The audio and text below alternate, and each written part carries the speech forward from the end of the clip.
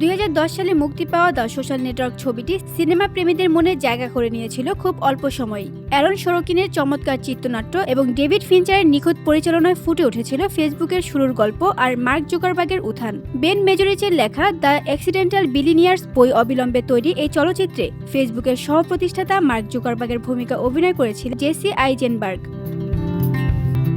এবার আসছে এই সিনেমার সিকুয়েল, আর গুঞ্জন উঠেছে এবার মার্ক জুকারবার্গের চরিত্রে দেখা যেতে পারে অস্কার ও এমি জয়ী অভিনেতা জেরেমি স্ট্রংকে। নির্মাতার প্রথম পছন্দ হিসেবেই উঠে আসে তার নাম।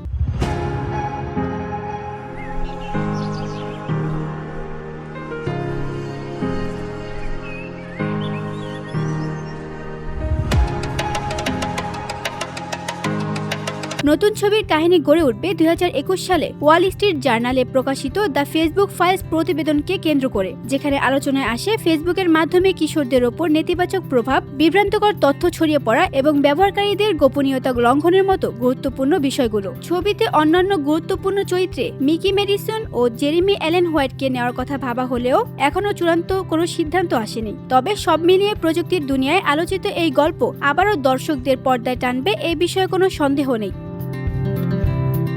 VOD Bangla news desk.